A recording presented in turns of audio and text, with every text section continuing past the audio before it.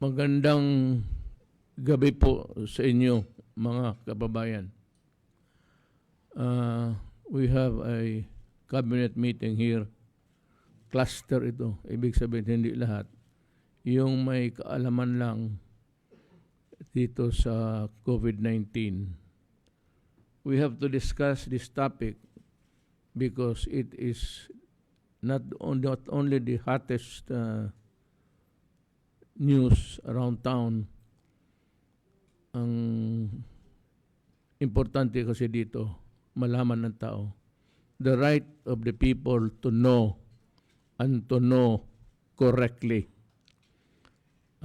Yan ang gusto kong malaman ng tao, na hindi dapat paglaruan itong batas. Kasi kung maglaro ka dito, malilito ang tao at yan ang aming iniiwasan.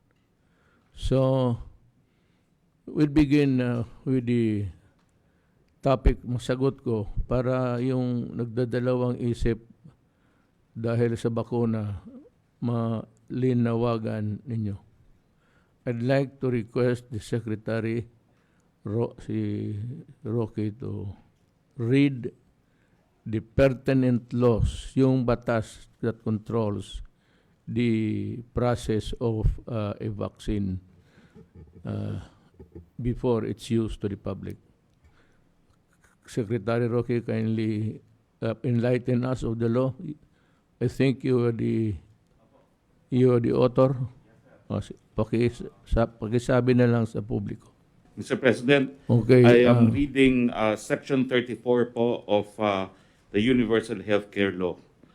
The health technology assessment process shall be institutionalized as a fair and transparent priority-setting mechanism that shall be recommendatory to the DOH and PhilHealth for the development of policies and programs, regulations, and determination of a range of entitlements such as drugs, medicines, pharmaceutical products, and other devices, procedure and services as provided for under this Act, provided that investments on any health technology or development of any benefit package by the DOH and PhilHealth shall be based upon positive recommendations of the HTA, provided further that despite having undergone the HTA process, all health technology intervention or benefits package shall be subjected to periodic review, provided furthermore that the health technology assessment may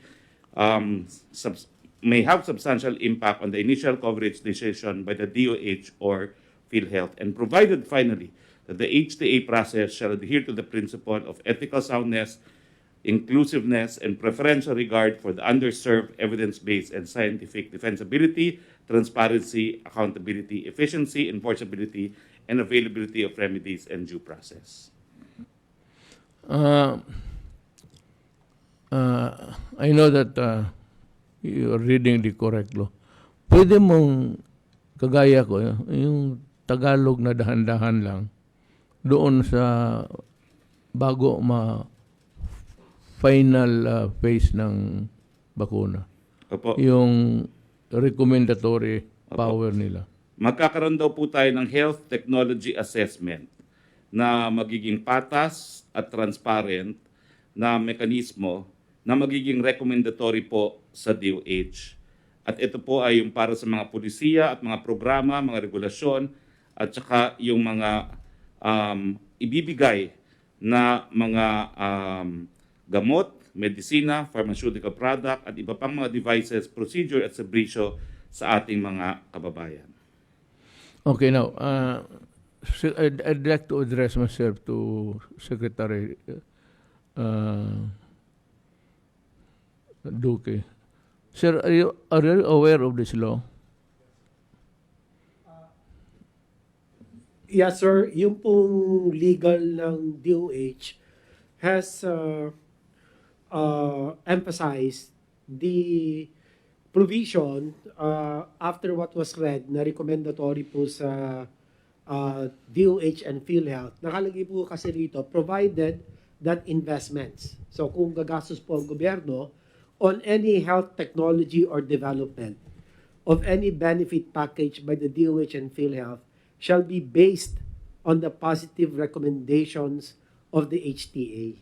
recommendatory power. Recommendatory na kailangan daw ho, may positive recommendation before any investments on any health technology, which means including drugs, medicines, vaccines, or development of any benefit package by the DOH and PhilHealth shall be based on the positive recommendations of the HTA.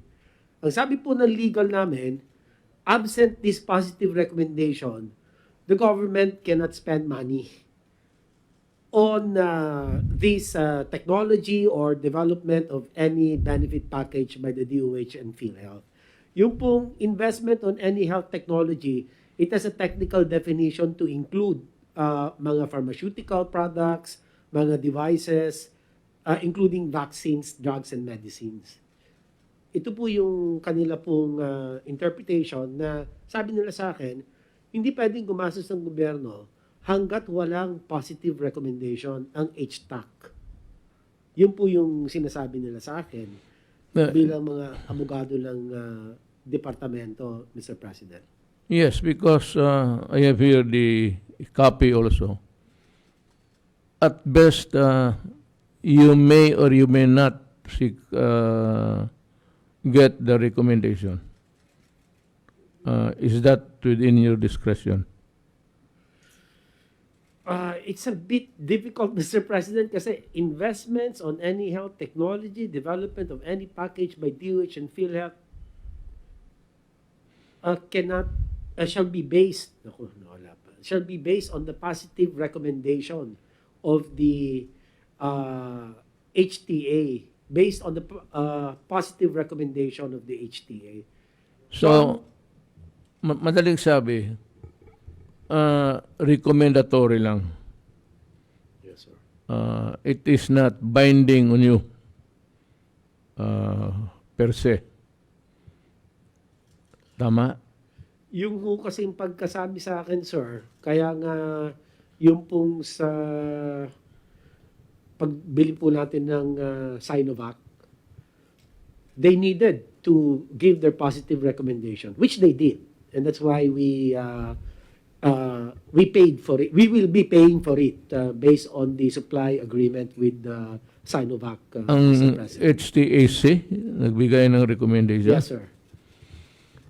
So, madaling sabi, Okay. the statement of the Vice President was baseless. So there was indeed a recommendation. Yes, sir. It was recommended, sir. Yan ho ang sinabi ko. Kasi ang unang lumabas na statement was just a simple na sana sinunod yung proseso. Yun ang statement ni Robredo. Na alam ko na kayo mismo sa task force, sinabi ko, cut the red tape Yes, sir. and come up with something that is good and do it fast. Yes, sir. Ang statement niya, sana nasunod ang proseso. Alam mo, abogado man kaming dalawa, a misplaced comma could change the meaning of everything. Ganon yan. So yung sinabi niya na hindi, sana sinunod yung proseso, magbibigay siya ng bakukang sa ulo ng tao na sinabi ni Vice Presidente. Vice Presidente siya eh. Sana papabakuna ako, kaya lang sinabi na hindi nasunod yung proseso. Turns out that at best, nakuha nila yung recommendation. There was a recommendation. Yes, sir. So, hindi totoo yun, wala. Hindi ho kailangan ng recommendation, sir, for the donation. Kasi nakalagay ito, investment, wala naman tayo in-invest. Donated yun eh. Okay. So, EUA lang po, yung Emergency Use Authorization lang po, ang kinailangan. Which binigay naman po ng FDA. based on your EO 121. Yes. Kaya nga, sinasabi ko, yung statement na yun ang dating sa mga tao, medyo yung vice president siya eh. Sumusunod na, wala palang proseso to. So, ang magbigay ng ano yan sa isip ng tao. Now, yung statement niya na hindi niya dinagdagan, basta ang una niyang statement, sana sinod yung proseso. Ang pangawalang, ang batas nagsabi na mag-recommendatory gesture lang sila. Hindi talaga kailangan kasi kung wala namang recommendation, hindi mo naman hiningin, hindi wala. But it turned out now that there was really a recommendation. Now, ang sabi ko na ang ginawa niyang disservice to the people is, nung sinabi niya, hindi niya sinabi na recommendatory. Pagkaakala niya lahat ng proseso recommendatory. Lahat na lang ng gawin natin dito, maghanap siya ng, hindi niya binasa ang batas na recommendatory lang ang HTAC. If the opinion is sought by the Secretary of Justice and by other in the medical profession, in government. Ngayon, we were fighting because time was of the essence. We were fighting against the tide of non-believers na huwag kayong matakot, ganito. Now, here comes the statement na hindi niya binasa ang kompleto ang batas with just a simple statement. Magkikreate ka ng doubt. And we were doing everything, convincing, spending most of our time convincing the people that it is safe, ang bakuna is safe. Now, if you create that uncertainty in the minds of the people, mas maraming ayaw. So,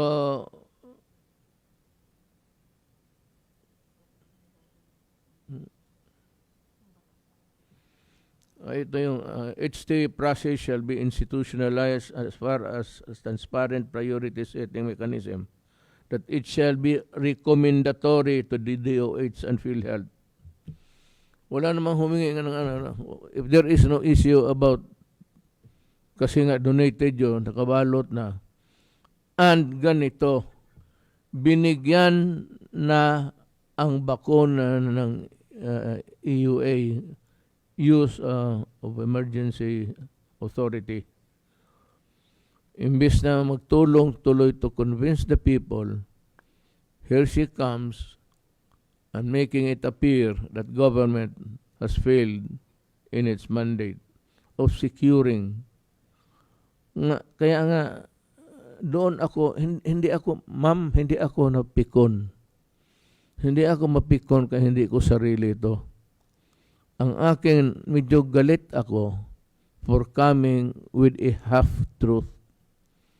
Basahin mo, kalahati lang, yung recommendatory power lang, na hindi na kinuha, dahil hindi na nga kailangan, kasi donated yun eh.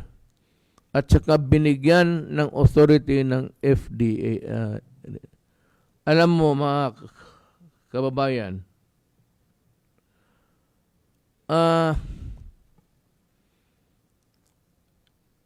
isa sa importante talaga is maniwala kayo sa gobyerno. At huwag lang basta-basta, sinabi ko nga sa inyo noon dito kayo makinig sa gobyerno kasi yun ang trabaho namin. Pinapag-aralan muna at bago gagamitin. So yung imbis makatulong si Vice President, she muddled up everything. Thereby, I said, creating an uncertainty and doubt in the minds of the people. So, yun ang nagalitan ko because we were running against time. Kailangan mabakuna na agad.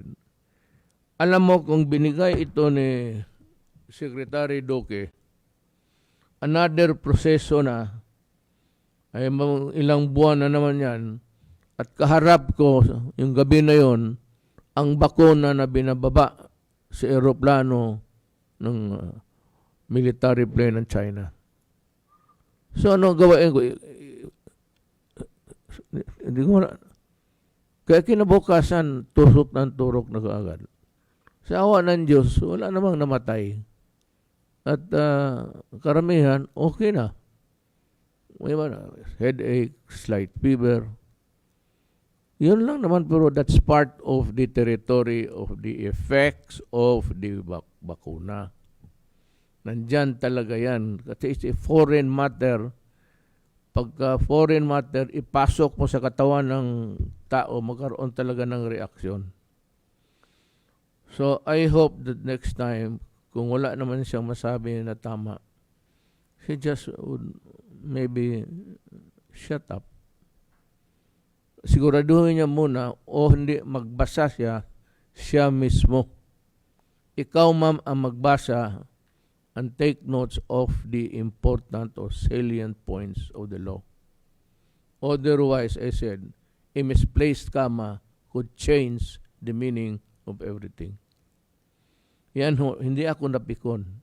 Nagalit ako sa iyo. Kasi sabi ko, ano maklase ito?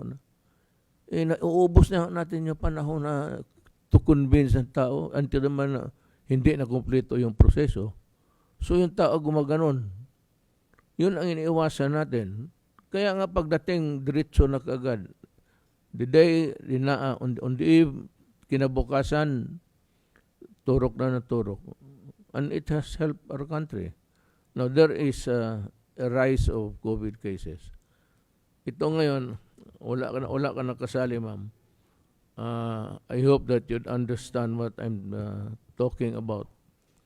Dito tayo sa pagtaas ng COVID in the Metro Manila area, especially Manila. And what advice can we give to the people so that they will be at least put on notice? Alam mo, maraming namatay. Marami rin ang may sakit. Ang pinakamataas ngayon, Metro Manila mismo. Ngayon, anong dahilan nito? Well, yung hindi maniwala sa social distancing, hindi naman naniwala sa personal hygiene. Ang hinihingi lang naman ng mga doktor, ang sinasabi ng doktor para sa iyo, kapakanan mo, is maghugas ka ng kamay, cover yourself with a mask. Clean your hands, and kung wala kang face mask, magalaw-galaw ka, huwag mong paabutin yung kamay mo sa kung ano-anong bagay. Or if you have to hang on something, if you have to hold or touch something, even if it is inanimate,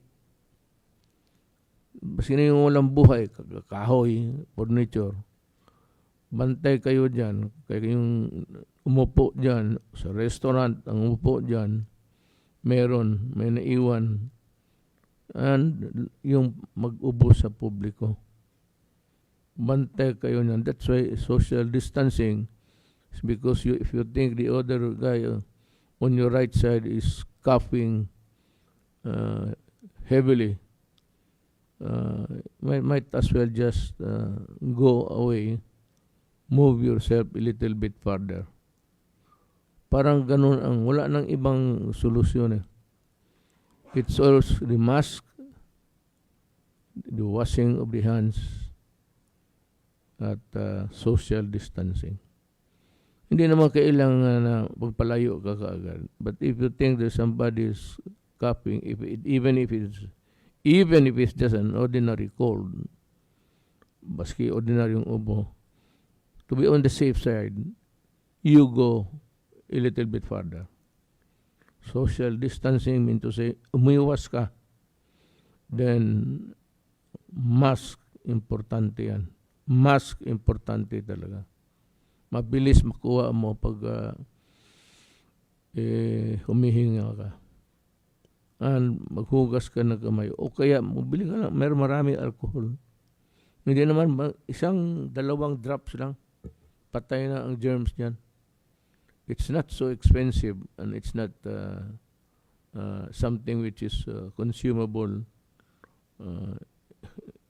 sa madaling panahon. Put your trust on the advice of government people, especially if coming from the Secretary of Health. At yung galing mga salita ni, ako pati si Secretary Roque, maghanap ako hinahanap ko ng isang dokumento na magsabi kayo mag-deny or magsinungaling. Wala sa trabaho namin. Hinahanap ko yung batas. There is nothing at all which says that we have to lie. Na hindi kami magsasabi ng totoo. Ngayon, si Secretary Roque, ano yung lumalabas sa bunganga niya? Binabayaran niyo yung sweldo niya. Pinag-aaralan niya yung trabaho niya. Kagaya ni Secretary Roque. Tapos hanapan mo lang ng mali kung anong mali. Na yung mali naman, hindi naman importante. Hindi ganun ka-importante at hinahabol natin yung isipan ng tao about the benefits of. Magsabi ka, hindi sinunod ang proseso. Sana sinunod ang proseso or something like that. Hindi sinunod. Ilagyan mo ng bakukang sa ulo, ayaw na pagbakuna. Then you put everything in shambles along your way with your statement. Remember that you are the Vice President. Now, is there any law or in your oath of office it says that you have to lie? You are dwelling on half-truths. Kalahati lang. Ang sentence, ganito yan, patayin. Period. Lagyan mong patayin ka. Patayin mo.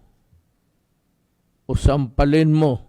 O bugbugin mo. So, ilang bugbog. Yung iyo, gano'n eh. Huwag kang magkumuha ng medisina palabas niyan kung wala yung proseso. The proseso that you think, ano dito? Section 34, the investment on any health technology or development for any benefit package by the DOH and PhilHealth shall be based on the positive recommendation of the... Ito, nakabalot na. Nag-submit na ng sa FDA.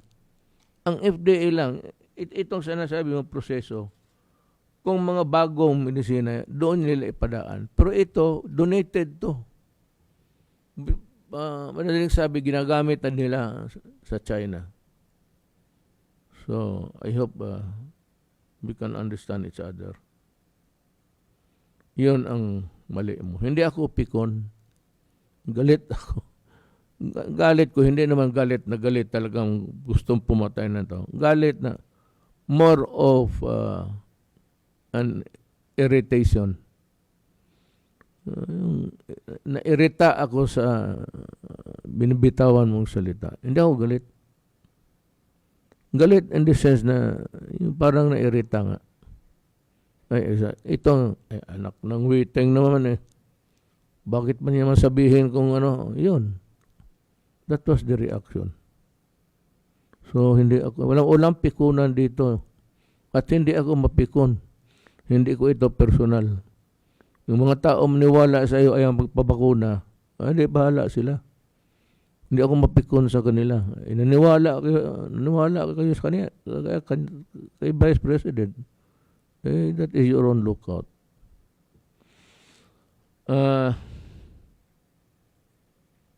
You would like to i-report if there is any. Updating lang. I-update lang kayo. Yes, sir. Magandang gabi po, Ginoong Pangulo at aking mga kasama sa Interagency Task Force at sa Kabinete. Dalawa po ang bahagi ng aking pong ulat ngayon na gabi. Ang una po ang usual COVID-19 situationer at ang pangalawa po ay ang updates on biosurveillance. Can we have the first slide? Ito po yung mga pangunahin mensahe, Mr. President, para po sa atin mga kababayan. Unang-una, may patuloy na pagtaas po ng mga kaso sa mga regions 4A, Region 3, ang Central Visayas o Region 7, at ang lalong-lalo na po partikular ang NCR, na kung saan po nagpakita ng mataas na 2-week growth rate. Ang ibig po sabihin nito ay nagkaroon po ng mataas na bilang ng kaso ng COVID. Ngayon, kasalukuyan 2 linggo, kumpara po nung ikatlo hanggang ika-4 na linggong nakaraan. At sa NCR po ay ang critical risk, ang Pasay City at ang Malabon City. Samantalang sa high risk level po ang Navotas, Makati, and San Juan cities. May 6 na pong mga rehiyon na asa moderate risk classification. Ang pangalawa pong mensahe natin, yung pong habang tumataas ang mga kaso sa mga naturang mga lugar, ay sinisiguro naman po natin na sapat po ang kapasidad ng ating pong sistemang pangkalusugan at kung saan man may mga kakulangan ay handa naman po tayong palawig ng kanila pong kapasidad. Ang Region 7 and CAR ay sa kasalukuyan may pinakamataas na healthcare utilization rate at 48 and 47% respectively. Pero maigi lang, Mr. President, as a low-risk classification pa rin po ang dalawang regions na ito. Ang high-risk areas, other than the region, ang Makati City and Davao Occidental po ay high-risk ang kanyang healthcare utilization rate, samantalang moderate risk areas ang mga sumusunod: Lapu-Lapu City, Ormoc City, Nueva Vizcaya, Santiago City, Ifugao, Mandaue City, Mandaluyong City, and Cebu Province. At habang patuloy pong binubuksan natin ang malaking bahagi ng ekonomiya at pagtukoy po ng mga tinatawag natin mga variants of concern, ito po yung UK variant at saka po yung South African variant, ay pinulong po natin ang mga National Capital Region mayors noong Sabado ng gabi, at dito po pinaalalahanan po natin sila na paigtingin po ang kanilang pagsasakatuparan ng prevention, detection, aggressive isolation, and treatment response para po maputol ang kadena ng hawaan at madurog ang mga pagkumpul-kumpol ng mga kaso sa kanila pong mga komunidad. At ito pong mga estratehiyang ito ay atin na pong ginawa ito at napatunayan na epektibo sa lumipas na 12 buwan po na tinutugunan natin ang pandemic, COVID-19 pandemic response. Ngunit sa ngayon, dahil nagtataas na naman po, kailangan talaga mas mabilis, talaga mas enforced ang kanila pong pagsasakatuparan ng mga strategies na ito. Lalo na po yung sinabi niyo po, Mr. President, tama po kayo, kailangan talaga sumunod doon po sa ating pagsuot ng face shield, face mask, yung pong physical distancing, at saka yung regular na pag-sanitize or disinfect ng mga kamay at mga gamit na madalas pong hawakan. In fact, Mr. President, and fellow cabinet members, kung susundin lang po natin ito, ang protection na binibigay po nito, Mr. President, is higher, almost the same or even higher than the vaccines. Kaya napakamahalaga po itong ating paalala sa kanila, Mr. President. So, ganun pa man, yun din na mga binanggit ko na mga variants of concern ay patuloy po na pinaiigting natin ang pagbabantay o pagmamatsyag, yung surveillance effort to monitor and detect ito pong mga areas of concern or variants of concern, Mr. President. So, Mr. President, ito lang po ang aking pong report at handa po akong sumagot sa mga katanungan. Salamat po, sir. Sir, have you identified the various variants that have emerged from this pandemic? Ilan, sir?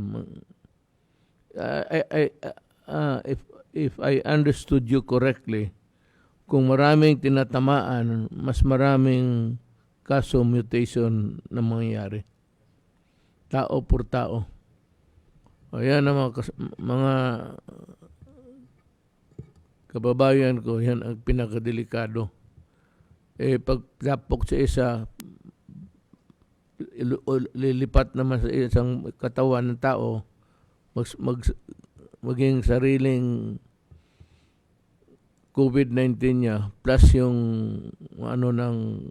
mag-develop doon sa katawan ng tao.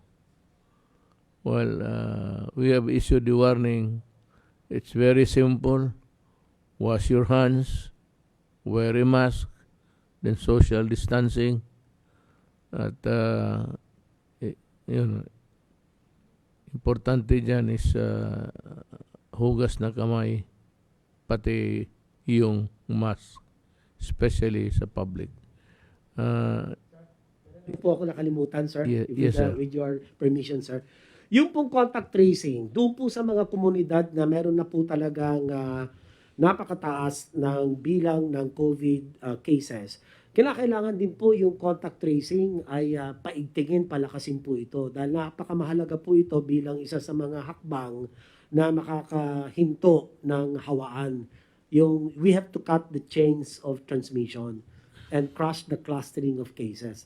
So yan pong contact tracing, ang DILG po ang nangunguna sa pagpapatupad po ng contact tracing ng mga local government units, at siguro mahalaga po na buhusan natin ng contact tracers dito po sa Pasay, Malabon, Navotas at Makati para po mas mabilis po nilang mahinto ang hawaan, ma-identify kaagad po yung mga exposed doon po sa mga COVID cases, and through the Oplan Kalinga, ma-isolate sila kaagad or ma-quarantine po sa lalong madaling panahon para hindi makapanghawa.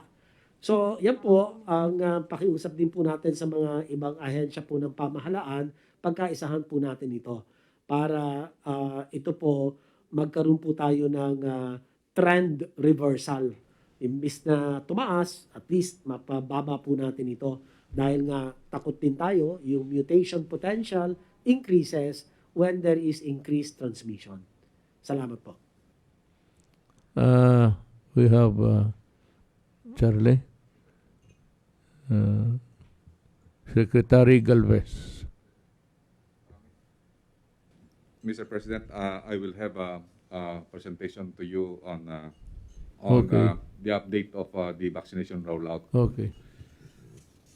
Mr. President, Senator Bongo, my fellow cabinet members, magandang gabi po. Next slide, please. Next slide, please.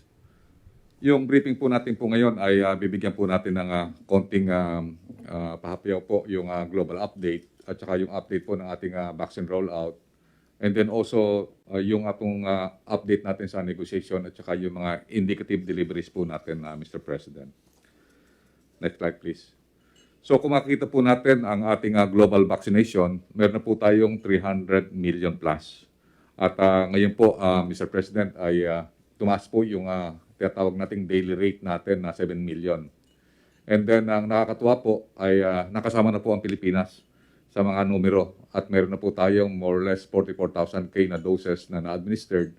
At yung ating doses ay na-delivered na po sa mga vaccination site, mga 463,000 plus. I will give you also the details.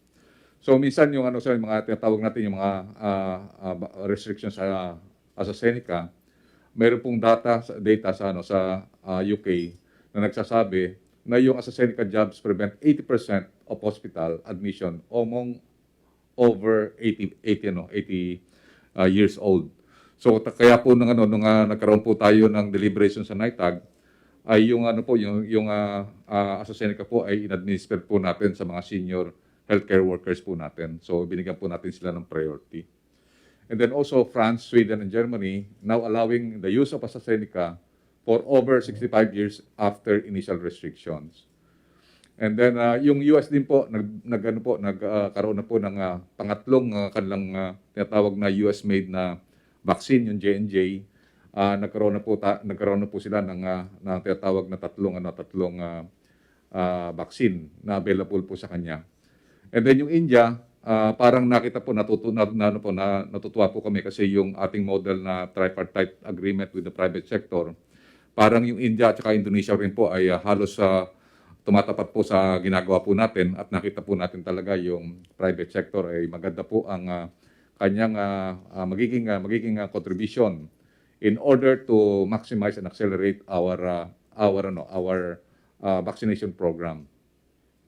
And then yung recent hesitancy po ng ating mga kababayan sa Sinovac, noong nagkaroon po tayo ng vaccination ng ating mga director ng mga hospital, tumaas po ang level ng kanilang confidence. In fact, doon sa Northern Mindanao Medical Center, almost halos 100% yung nagpapabakuna na. And also yung last Saturday, dito sa Santa Rosa, yung lahat po ng civilian doctors ng Qualimed nagpabakuna rin po ng Sinovac at saka ng AstraZeneca. Halos araw-araw marami po nagre-request ng mga vaccine. Ibig sabihin po, Mr. President, talagang tumaas na po yung tinatawag natin na uptake o yung tinatawag nating tumaas na po yung kagustuhan ng mga ating mga kababayan na magkaroon na po ng bakuna. Next slide, please. Kung makikita din po natin na yung sa mga bakuna na ginagamit sa buong mundo, yung AstraZeneca at saka Sinovac na ginagamit po natin, ay top 5 po yan. Meaning gusto nating i-assure na yung ating mga kababayan na yung ginagamit nating bakuna ay ginagamit na rin po sa napakaraming countries. So sa AstraZeneca po, meron pong 67 na approval. Ibig sabihin, 67 na countries na nag-approve na pwede po siyang gamitin at doon po sa Sinovac, meron pong 15 countries. Next slide please. At kung makita po natin kung ilang mga bakuna ang ginagamit sa buong mundo, meron na pong 120 countries na nagkaroon na po ng administration ng vaccine worldwide. At makikita natin nangunguna ang Pfizer with 84 million. And then AstraZeneca, yung ginagamit natin, 46.5 million. Yung Moderna, 46 million. Yung Sinopharm, sir, yung Chinese vaccine natin, 40 million. And then Sinovac, 36 million. And then Gamaleya, 11.37 million. So kung makikita niyo po, Mr. President, yung 6 na nauna, ito po yung kasama sa mga portfolio po natin. Meaning yung pinili po natin ng mga bakuna, ay ginagamit na po ng mga maraming mga countries dito po sa mga ibang mga bansa. And next, tingnan po natin yung Sinovac. Yung Sinovac po, na-aproban na po ng 15 countries, 4 of which are not recommending for elderly population. So tayo po ang hindi nagmagamit sa elderly population, China, Thailand, and Chile. Kung makita natin po, yung Sinovac ay ginagamit po ng 15 countries, at 6 po doon sa Sinovac ay 6 Southeast Asian countries po ang gumagamit. Kasama na po ang Thailand, kasama na po ang Malaysia, kasama na po ang Indonesia, at meron din pong in-import ang Singapore. Next slide please. So sa ngayon po, dumating po kahapon, Mr. President, yung 38,400 doses. Ito po yung pangako sa atin ng COVAX na 525,600. Yung nauna po kasi natin natanggap yung 407,200,000. Meron pong hindi nakasama doon, parang butal po na 38,400. So yung binuo na po yan ay naging 525,600. Yung original po na tranche na binigay po sa atin. So nabuo na po yun. So tinanggap po namin kagabi po. Then ngayon, ang total na po ng ating doses na dumating po ngayon is from 600,000 na Sinovac at saka 525,600. So total na po, meron na po tayong 1,125,600 doses. At mamaya po, i-report ko po sa inyo sa ating mga kababayan, Mr. President, kung nasaan na po yung mga almost 1 million na doses po nito. Next. So nagkaroon po tayo ng rollout outside of Metro Manila. So nagsimula po tayo ng March 4, doon po sa Cagayan de Oro, sa Vicente Soto Memorial Hospital, at saka po sa Southern Philippines Medical Center. Nag-ano rin po tayo sa BARM. Tuwan-tuwa po Sir Mr. President ang BARM kasi nakatanggap din po sila at alam po natin ang Sinovac ay halal po yan. And then nag-ano rin po tayo, nag-roll out din po tayo sa mga different civilian hospital kasama po ang Makati Medical Center. Next.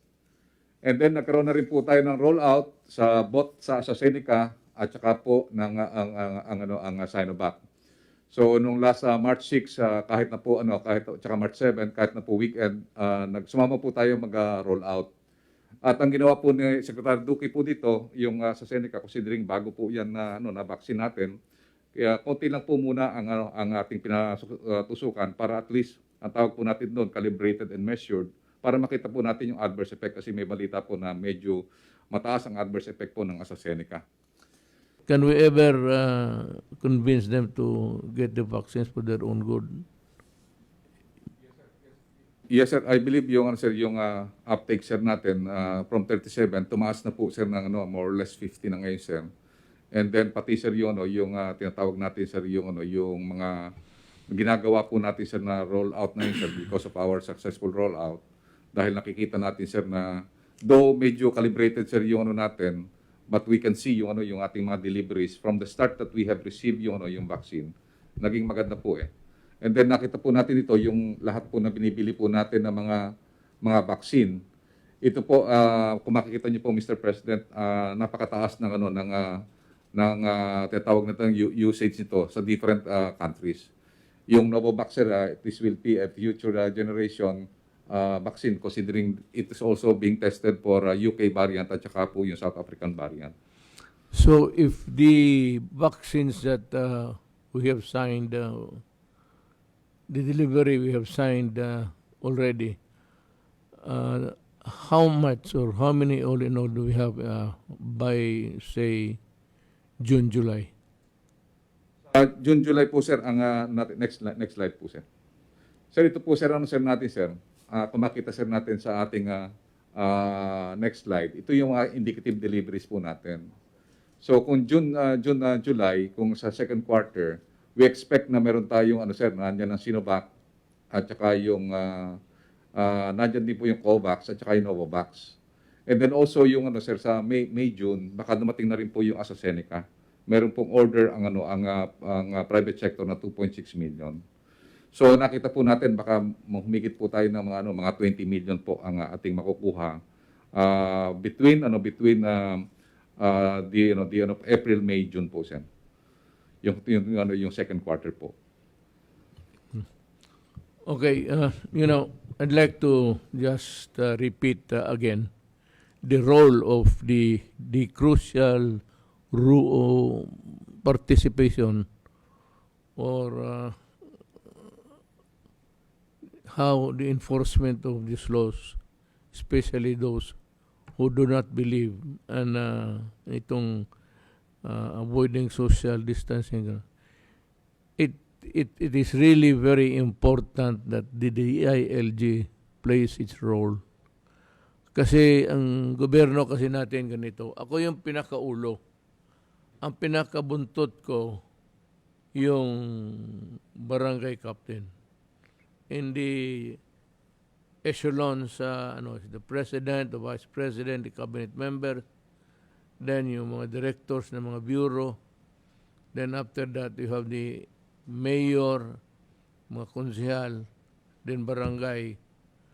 Ang barangay ang pinaka-importante sa lahat. Kung talagang kung ginusto lang lahat ng mga barangay captains na magtrabaho, really work at it, baka talagang decrease the number of transmission. Na for example, in Manila, kung talagang true to life itong mga barangay captain na to, yung political will nila to see to it that everybody gets the vaccine, minus the one who does not really, the number, the certain percentage that do not want it. Meron akong listahan dito, galing ito sa PDEA. Continuous ang away nito. So, sabi ko nga, until the end of my term, yan lang trabaho ko, gagawin ko. Itong sa PDEA, ang napaalis sa trabaho, ibig sabihin, wag na kayong maniwala nito mga gago na to at bantayan ninyo at baka ito na naman na mag-umpisa ng droga. Yan ang nasanayan nilang trabaho at I see a very strong urge on their part to get money. At alam nila pera yan, sila na naman ang papalit. Oh well, papalit kayo, isipin mo lang na one life to live. Importante yung isang beses ka lang dumaan dito. After that, wala ka na. So, one life to live ka. So, you make a choice. Yung naalis ka na sa trabaho, then find a good job, work, or if, well, at best, magnegosyo ka na lang kung may pera ka. May pera ka na kasi alam mo ito mga either extortion o kung ano-ano na lang.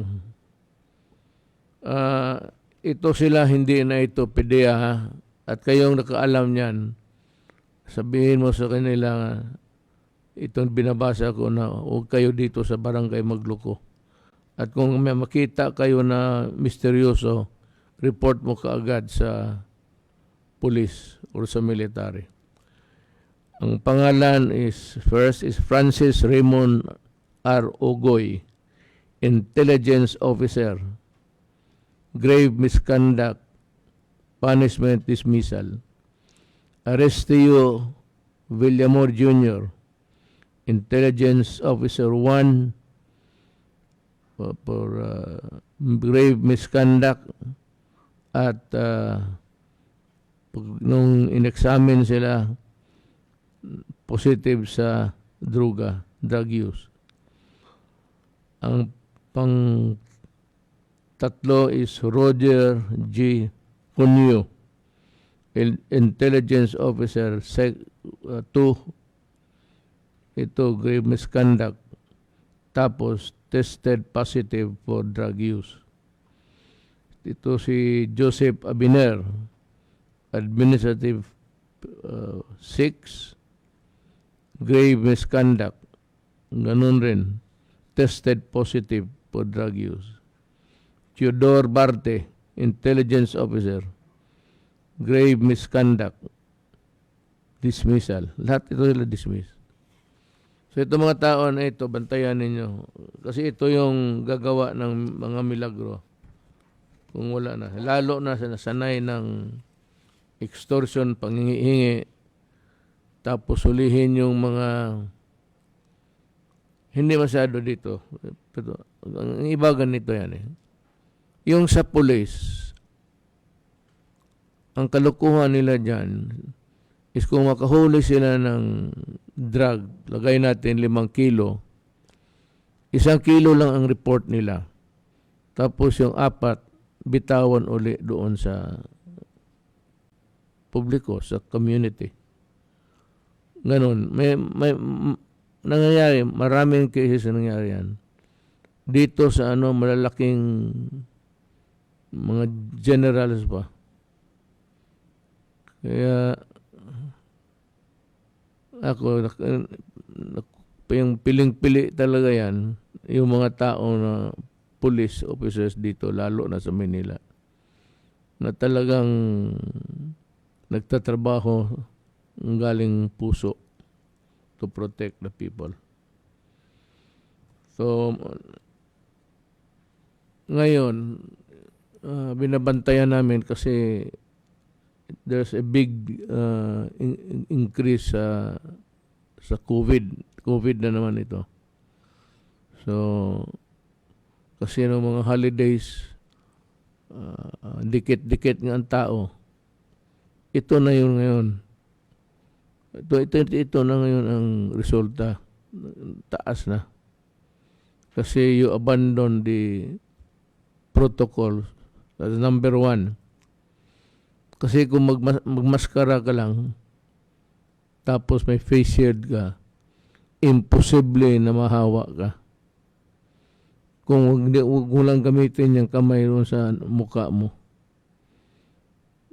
Ang yan ang lahat said, even in the inanimate, yung walang buhay kahoy, ganun. Didikit rin yan. May mag-iwan yan, tapos makuha mo. So yan ang payo namin sa inyo. Wear masks, wash hands, observe distance. At kung sakali na may malaman ka na medyo palayo ka na kaagad. Palayo ka na. Maniwala kayo sa gobyerno, sumunod lang kayo. Yan ang sikreto diyan. Hindi para sa ibang tao yan, para sa iyo. At para sa ibang tao, kasi hawain mo. Without knowing it, maybe asymptomatic ka, you pass on your. Kung ang hygiene mo sa labas, mabuti, may maskara ka, social distancing, and washing of the hands, alcohol. Sabi ko nga sa inyo, punta kayo sa gasolina, hindi ako nagpapatawa. Yung pagtubil na may maiwan talaga yan, kukunti. Pagtapos, pag-pump niyan sa sakyan, meron yun. Hindi, maghingi ka na sa inyo, maghugas lang ako ng.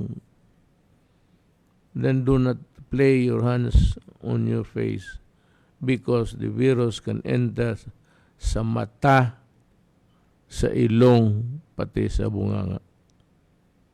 Yan ang COVID-19. At kung maglipad yan sa iba't ibang tao, sa isang tao, mag-iba ang anyo. Depende sa tao eh. May sarili tayong chemistry sa loob ng katawan na pag pumasok yan sa isa, magkaroon ng sariling mutation yan o bagong anak, iba ng itsura. Tapos ganun, papasa niya sa iyo, iba rin yung iyo. So we have this variant. Malakas ito. We're trying to find out a way of effectively combating this new developments sa mga variants sa COVID-19. Sana kung makatulong lang kayo sa bayan, sumunod lang kayo at medyo mapababa natin ang kaso ng COVID. Wala naman kami siguro ibang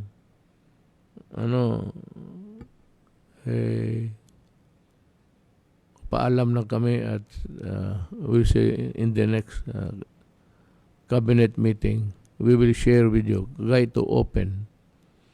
At ulitin ko uli, hindi kami nagkakamali. Kasi trabaho namin yan. Bayad kami dyan. At kung bayad kami dyan, ano man gawin namin dito sa pagbabayad ninyo? Mag-upo lang? Hindi kung ano yung mandate ng batas. Kasi kami ang inyong hinilal. Hindi, sumunod kayo. Kasi ito, para man sa lahat, para man sa inyo. Hindi ito para sa amin. Para sa amin in the sense na baka matamaan kami. Well, sa trabaho na, kaya ng mga doktor. Karaming doktor na matay ngayon sa COVID. At no other time na marami akong kilalang mga tao na namatay.